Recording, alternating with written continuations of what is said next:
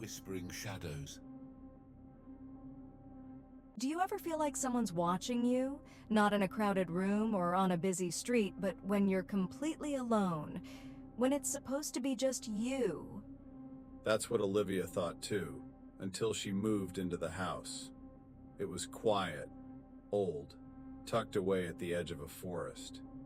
A fresh start, she told herself, but something about it felt wrong. It started small, a tapping sound she couldn't place, shadows that didn't make sense, like they were moving on their own. At first, she laughed it off. "It's just my imagination," she said. But deep down, she knew it wasn't. One night, the whispers started. At first, she thought it was the wind, but no, it was clear, too clear. A voice, low and hushed, calling her name. "Olivia!" She froze. Her heart was pounding, but she didn't move. It wasn't outside. It was inside. And that was the first time she saw it, a shadow. Not like the ones from the trees or the furniture. It was in the corner of her bedroom, standing upright, watching her. She blinked, thinking her eyes were playing tricks on her, but it didn't go away. "Who's there?" she whispered, her voice shaking. No answer, but the shadow, it moved. Just a step, barely noticeable. She couldn't sleep that night, and the next day, she told herself she'd imagined it. She had to. But deep down, she knew she hadn't. The next few days were worse. The whispers didn't stop. She'd hear them when she was brushing her teeth, doing the dishes, even when she was out in the yard. Olivia. Always her name, always the same voice. And the shadow? It wasn't staying in the corner anymore. She'd see it out of the corner of her eye, standing in the hallway, at the top of the stairs, behind her in the bathroom mirror.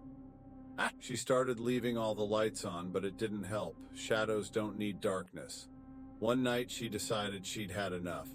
She grabbed her phone and called her mom, desperate for someone to tell her she wasn't losing her mind. "Mom, something's wrong with this house," she said, trying to keep her voice steady. "What do you mean, sweetie?" her mom asked. "I don't know. I keep hearing things, seeing things. It's like..." She stopped mid-sentence. On the other end of the line, her mom went quiet too. "Olivia, did you say you moved into 13 Willow Lane?" "Yeah. Why?" Her mom's voice dropped to a whisper. "Get out of that house." "What? Why?" "Just pack your things and leave, right now. I'll explain later." But Olivia didn't leave. She couldn't.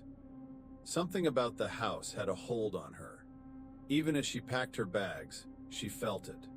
The whispers, the shadow. It didn't want her to go. And then she found the box. It was in the attic, tucked behind a pile of dusty furniture. A small wooden box, locked but not heavy.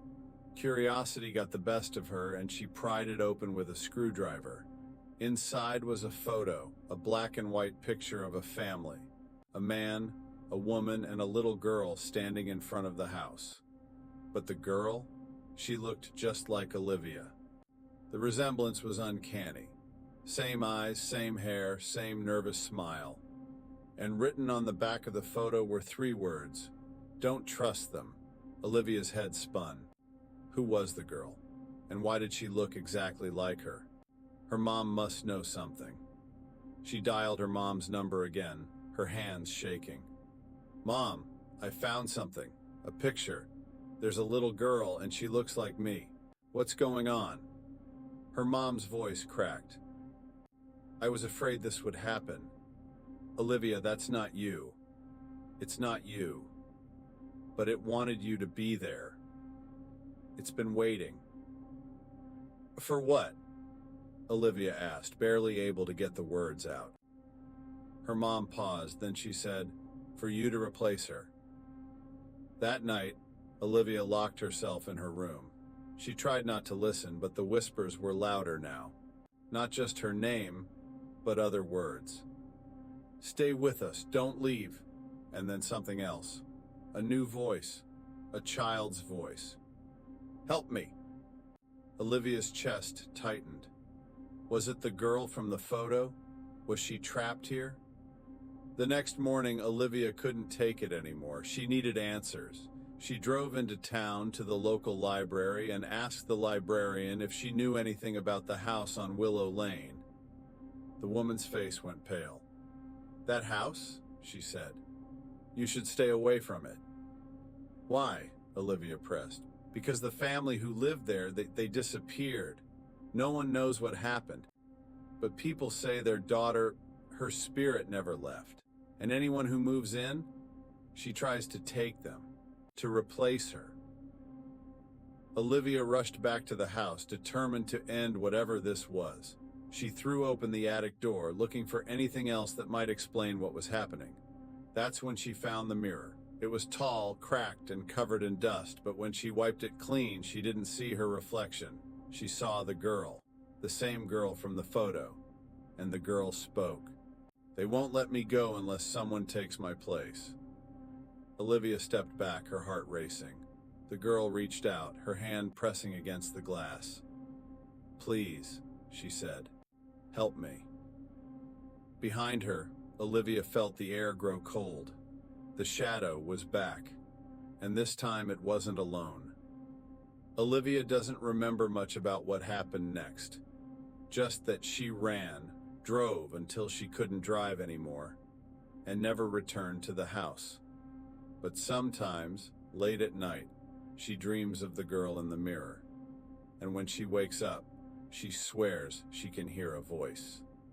Olivia, it's your turn. CTA. Watch the next video before it's too late.